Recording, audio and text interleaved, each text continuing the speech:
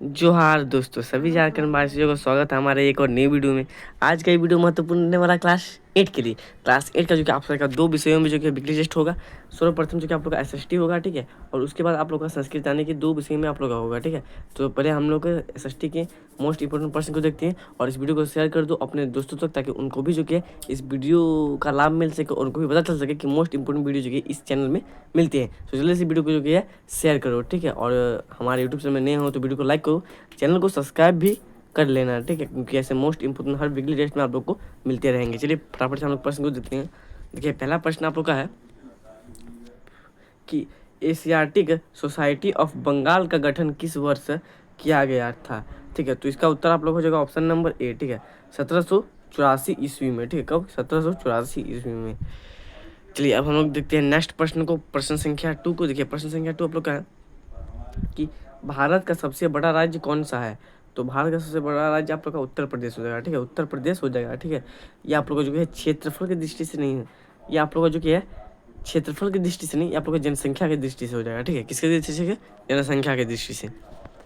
चलिए नेक्स्ट प्रश्न को देखते हैं हम लोग। देखिए नेक्स्ट प्रश्न हम लोग का है कि शांति निकेतन की स्थापना किसने की थी। तो देखिए यहाँ पे आप लोग का रविंद्रनाथ टैगोर जी ने, ठीक है, रविंद्रनाथ टैगोर जी ने जो कि शांति निकेतन की स्थापना की थी। उसका नेक्स्ट प्रश्न को देखते हैं। देखिए नेक्स्ट प्रश्न आप लोग का यहाँ पे है, महात्मा गांधी ने नमक सत्याग्रह कब शुरू किया था, ठीक है। तो इसका उत्तर हो जाएगा आप लोग का ऑप्शन नंबर ए, 1930 ईस्वी में, ठीक है। 1930 ईस्वी में महात्मा गांधी ने नमक जो कि सत्याग्रह शुरू किया था। उसका नेक्स्ट प्रश्न को बढ़ते देखिए। नेक्स्ट प्रश्न आप लोग का है, किसके नीति पत्र को भारतीय शिक्षा का जो कि है भारतीय शिक्षा का मेघना कार्त के नाम से जाना जाता है। तो चार्ल्स वुड, ठीक है, क्या हो जाएगा? Charles Wood. उसके बाद नेक्स्ट प्रश्न को देखिए आप लोग का। नेक्स्ट प्रश्न है, किस भारतीय नेता को लौह पुरुष के नाम से जाना जाता है। लौह पुरुष यानी कि आयरन, और पुरुष मतलब होता है मैन, ठीक है। तो आयरन मैन के नाम से जाना जाता है। तो इसका हो जाएगा सरदार वल्लभ भाई पटेल, ठीक है, सरदार वल्लभ भाई पटेल को जो कि है आयरन मैन के नाम से जाना जाता है। चलिए नेक्स्ट प्रश्न को देखते हैं हम लोग। नेक्स्ट प्रश्न यहाँ पे देखिए आप लोग का है, तो यहाँ पे देखिए नेक्स्ट प्रश्न आप लोग का कुछ इस प्रकार का है कि सामाजिक न्याय के लिए क्या आवश्यक है। तो निष्पक्षता, ठीक है, क्या आवश्यक है?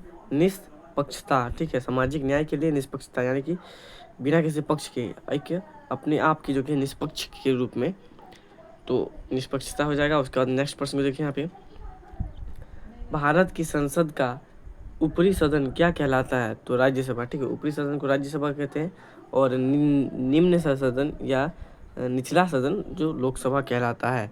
चलिए नेक्स्ट प्रश्न को देखते हैं हम लोग। यहाँ पे देखिए नेक्स्ट प्रश्न आप लोग का इंपॉर्टेंट प्रश्न है, झारखंड में कितने प्रकार की अनुसूचित जनजातियाँ रहती हैं। तो 32%, ठीक है, कितने प्रतिशत? तो 32% जो कि जन अनुसूचित जनजातियाँ रहती हैं। नेक्स्ट प्रश्न की तरफ बढ़ते हैं। देखिए नेक्स्ट प्रश्न आप लोग का है, भारत का राष्ट्रीय खेल कौन सा है। तो भारत का राष्ट्रीय खेल आप लोग का हॉकी हो जाएगा, ठीक है, कौन सा हो जाएगा? हॉकी हो जाएगा। चलिए नेक्स्ट प्रश्न को देखते हैं। 2011 की जनगणना के अनुसार भारत की आबादी में मुसलमानों का प्रतिशत कितना है।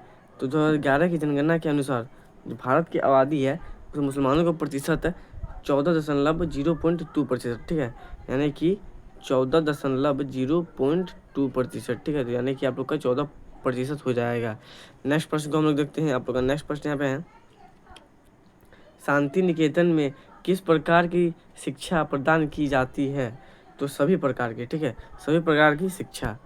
उसके बाद नेक्स्ट प्रश्न को देखते हैं हम लोग। यहाँ पे देखिए आप लोग का नेक्स्ट प्रश्न है, चाय की शुरुआत सर्वप्रथम किस देश में हुई। तो चाय की शुरुआत आप लोग का सर्वप्रथम चीन में हुई था, ठीक है, कहाँ पे? चीन या चाइना। नेक्स्ट प्रश्न आप लोग का है, भारत की पहली महिला प्रधानमंत्री कौन थी। तो भारत की पहली महिला प्रधानमंत्री थी इंदिरा गांधी जी, ठीक है, कौन थी? इंदिरा गांधी। चलिए नेक्स्ट प्रश्न को हम लोग देखते हैं। अब हम लोग का नेक्स्ट प्रश्न है, वर्तमान में जूट का, ठीक है, यहाँ पे देखिए जूता नहीं, यहाँ पे जूट है, ठीक है, जूट का सबसे बड़ा उत्पादक देश कौन सा है। तो वर्तमान में भारत ही है जो सबसे बड़ा उत्पादक देशों में से एक है, वो भारत है वर्तमान में, ठीक है, वर्तमान में यहाँ पूछा है इसलिए वर्तमान में भारत हो जाएगा। चलिए नेक्स्ट प्रश्न को देखते हैं। देखिए नेक्स्ट प्रश्न आप लोग का है, विश्व का सबसे बड़ा चावल उत्पादक देश कौन है। तो विश्व का सबसे बड़ा चावल उत्पादक देश जो कि है चाइना है, और इससे 2 कदम, ठीक है, ज़्यादा नहीं, 2 कदम जो कि है नीचे जो कि भारत है। भारत का भी जो कि है लगभग 3 के आसपास है, और चाइना का भी जो कि है 3 के आसपास है। बस इसका कुछ पॉइंट कुछ से जो कि है चाइना आगे अभी चल रहा है। उसके बाद नेक्स्ट प्रश्न को हम लोग देखते हैं, विश्व के कुल भूमि का कितना प्रतिशत भाग कृषि योग्य है? ठीक है, तो 11 यानी कि 11% भागी जो है वो विश्व के जो कि है भौगोलिक का जो कि है कृषि योग्य है 11%। अब हम लोग चलते हैं सब्जेक्टिव प्रश्न की तरफ। ठीक है, सब्जेक्टिव प्रश्न को हम लोग अच्छी तरह से देख लेते हैं और सभी सब्जेक्टिव प्रश्न को आप लोग अच्छी तरह से देख लीजिएगा। उसके बाद हम लोग जो कि है बढ़ते हैं। देखिए सेक्शन भी आप लोग का सब्जेक्टिव क्वेश्चन का रहने वाला, तो सब्जेक्टिव क्वेश्चन को भी आप लोग अच्छी तरह से देख लीजिएगा। देखिए प्रश्न आप लोग का यहाँ पे है कि अंग्रेजी शिक्षा के प्रति गांधी जी का क्या विचार था? ठीक है, तो देखिए इसका उत्तर कुछ इस प्रकार का है। आंसर यहाँ पे दिया हुआ है, यहाँ पे क्वेश्चन है। देखिए गांधी जी का मानना था कि अंग्रेजी शिक्षा भारतीयों को उनकी संस्कृति और जड़ों से दूर कर देगी, ठीक है, कर देती है। वे मातृभाषा में शिक्षा के समर्थन थे और इसे भारतीय समाज की आत्मनिर्भरता के लिए जरूरी मानते थे। बिल्कुल ये सही है, ये अभी भी होना चाहिए था कि हिंदी भाषा को जो कि है, देखिए महात्मा गांधी वही मानते थे जो हम लोग मानते हैं कि हिंदी भाषा में जो कि है आप लोग को पढ़ना जाना चाहिए, लेकिन अब जो कि सब चीज़ अंग्रेजी में किया जा रहा है, तो ये बिल्कुल गलत फहमी है और गलत ही चीज़ है, होना नहीं चाहिए था। बाकी इसमें जो कि हम लोग अपनी मातृभाषा हिंदी को जो कि है एक तुच्छ भाषा के रूप में अब जाने लगेंगे और कुछ नहीं। जैसे अब धीरे धीरे संस्कृत हो गया, संस्कृत बहुत पहले बहुत ही प्रचलित था, लेकिन जैसे हिंदी भाषा आदमी बोलने लगे तो संस्कृत को सब भूल गए। हालांकि संस्कृत भी पढ़ते हैं पर बस पास होने के लिए, वैसे आगे चल के हिंदी भी बस पास होने के लिए पढ़ेंगे। चलिए नेक्स्ट प्रश्न को हम लोग देखते हैं। देखिए नेक्स्ट प्रश्न आपका क्वेश्चन है कि धारा 370 का क्या महत्व है? ठीक है, तो देखिए धारा 370 का महत्व यहाँ पे दिया गया है कि धारा 370 जम्मू और कश्मीर को विशेष, ठीक है, स्वायत्तता प्रदान करती थी। इसका उद्देश्य राज्य के भीतर स्थानीय मुद्दों पर अधिक नियंत्रण और निर्णय लेने का अधिकार सुनिश्चित, उसके बाद देखिए यहाँ पे सुनिश्चित के बाद है यहाँ पे सुनिश्चित करना था। इसके तहत जम्मू और कश्मीर के पास अपनी विधानसभा और संविधान बनाने का अधिकार था। ठीक है, तो ये एक जो कि बहुत ही महत्वपूर्ण पॉइंट हो जाएगा। इस प्रश्न को आप लोग अच्छे से देख लीजिएगा, ये बहुत ही महत्वपूर्ण प्रश्न है, इंपॉर्टेंट प्रश्न के रूप में है। उसके बाद नेक्स्ट प्रश्न को हम लोग देखते हैं। देखिए नेक्स्ट क्वेश्चन आपका है, भारतीय समाज पर पड़ने वाले पश्चिमी शिक्षा के नकारात्मक एवं सकारात्मक प्रभाव को लिखें।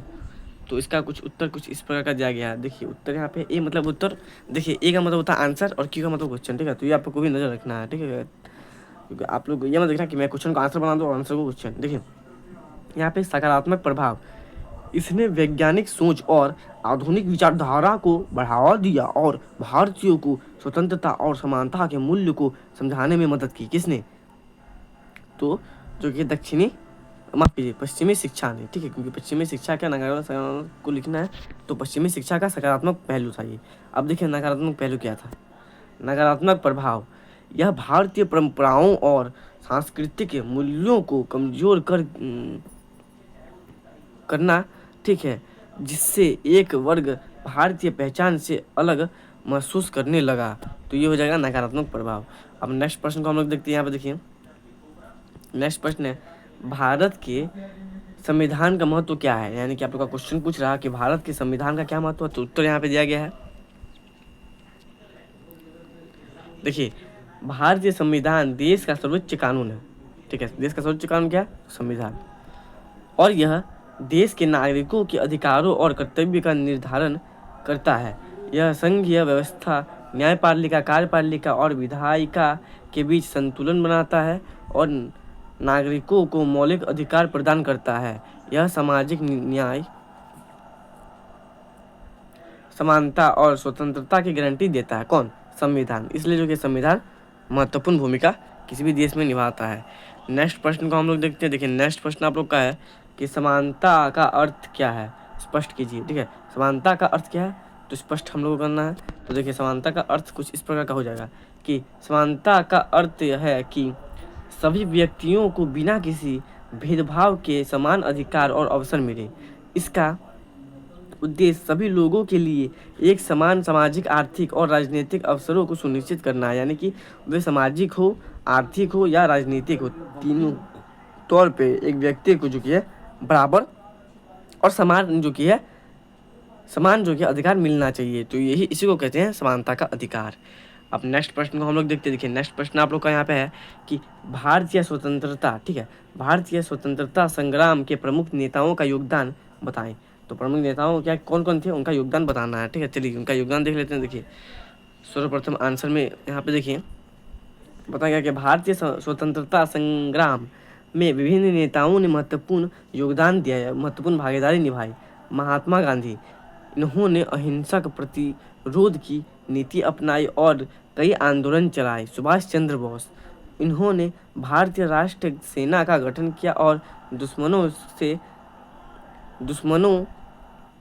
से मदद की रणनीति अपनाई। ठीक है, तो जो महात्मा गांधी थे वो उन्होंने अहिंसा का जो किया रास्ता अपनाया और जिसके कारण उन्होंने नमक यात्रा की। ठीक है, दांडी यात्रा, बहुत सारी जो की यात्राएं की। ठीक है, अवज्ञा आंदोलन भी चलाया। वहीं सुभाष चंद्र बोस, जिन्होंने आज़ाद हिंद फौज का जो कि निर्माण किया था, जिसे भारतीय राष्ट्र सेना के नाम से भी जाना जाता है। उसके बाद यहाँ पे देखिए डॉक्टर भीमराव अंबेडकर के बारे में भी लिखा गया है। तो यहाँ पे देखिए डॉक्टर भीमराव अंबेडकर, जिन्हें हमें डॉक्टर BR अम्बेडकर के नाम, तो देख लेते हैं कि इनका भी क्या योगदान था। ठीक है, तो देखिए डॉक्टर भीमराव अंबेडकर, इन्होंने समाज में समानता और न्याय की लड़ाई लड़ी और अनुसूचित जातियों के अधिकारों के लिए संघर्ष किया, बिल्कुल किया। और इन्होंने संविधान भी बनाया था। ठीक है, इसलिए जो कि इन्हें the father of Indian constitution कहा जाता है, यानी कि संविधान। ठीक है, भारत के संविधान के पिता भी कहा जाता है। उसको देखिए सरदार वल्लभ भाई पटेल, तो सरदार वल्लभ भाई पटेल, इन्होंने देश की एकता के लिए महत्वपूर्ण भूमिका निभाई और रियासतों के विलय में मदद की। ठीक है, तो ये हो जाएगा जो कि आप लोग को पता है कि the iron man of India, यानी कि लौह पुरुष डॉक्टर भीमराव, माफ़ कीजिए, डॉक्टर वल्लभ भाई पटेल को जाना जाता है। तो सरदार वल्लभ भाई पटेल जो कि है हो जाएगा इनका भी। चलिए अब और भी जो कि महत्वपूर्ण प्रश्न है उनको भी देख लेते हैं। देखिए यहाँ पे क्वेश्चन है, अनुसूचित जनजाति अधिनियम 2006 क्या है। ठीक है, अनुसूचित जनजाति अधिनियम 2006 क्या है, तो इसके बारे में जो कि व्याख्या करना है। तो देखिए इसका उत्तर कुछ इस प्रकार है। आंसर, यह अधिनियम अनुसूचित जनजातियों के अधिकारों की सुरक्षा और उनके शोषण को रोकने के लिए बना है। इसका उद्देश्य जनजातीय लोगों की जमीन और संपत्ति की रक्षा करना और उन्हें उनके अधिकार प्रदान करना है। तो ये हो जाएगा आप लोग का आंसर, जो कि आप लोग का था कि अनुसूचित जनजाति अधिनियम 2006 क्या है। तो उसका लिखना है आप लोग को कि अनुसूचित जनजाति अधिनियम 2006 यही है। ठीक है, तो ये हो जाएगा आप लोग का। नेक्स्ट प्रश्न को देखते हैं। देखिए नेक्स्ट प्रश्न आप लोग का अंतिम प्रश्न यहाँ पे रहने वाला है कि भारत में कपास का प्रमुख उत्पादक राज्यों के नाम लिखे। ठीक है, राज्यों के नाम लिखना है। तो देखिए यहाँ पे कौन कौन से राज्य हो जाएंगे, यहाँ पे दिया गया। देखिए महाराष्ट्र, गुजरात, तेलंगाना, आंध्र प्रदेश, मध्य प्रदेश, हरियाणा और राजस्थान। ठीक है, तो इसका आप लोग कुछ इस प्रकार भी याद रख सकते हो। देखिए जैसे M से महाराष्ट्र, ठीक है, उसका J से गुजरात, ठीक है, T से तेलंगाना, ठीक है, A से आंध्र प्रदेश, M से मध्य प्रदेश, H से हरियाणा और R से राजस्थान। ठीक है, तो MGTAMHR, ठीक है, MGTAMHR इस प्रकार जो कि फॉर्मूला होता है। तो इसे आप लोग भी याद रख सकते हो। इसमें आप लोग जो कि 5 मार्क्स जो कि मिलेंगे, तो अच्छे से आप लोग इसको जो कि लिखना है। ठीक है, 5 मार्क्स का प्रश्न है तो 5 मार्क्स जो मिलेंगे। ठीक है, MGTAMHR, ठीक है, MGTAMHR इस प्रकार आप लोग जो कि लिख सकते हो, क्योंकि ये कपास का खेती है तो बहुत ही महत्वपूर्ण जो कि है, क्योंकि कपास के प्रमुख उत्पादक राज्य इन्हीं में से MGTAMHR। तो आई होप आप सबको वीडियो अच्छा लगा होगा। ठीक है, ऐसे और महत्वपूर्ण वीडियो के लिए हमारे यूट्यूब चैनल को जो कि सब्सक्राइब करना ना भूले। हर वीडियो टेस्ट में आपको ऐसे प्रश्न जो कि आप सभी को मिल ही जाएंगे। आशा करता हूँ ये वीडियो आपके लिए जो कि लाभदायक साबित हुआ होगा। मिलते हैं नेक्स्ट वीडियो में, तो तब तक के लिए जय हिंद। लाइक, शेयर और सब्सक्राइब करना ना भूलें।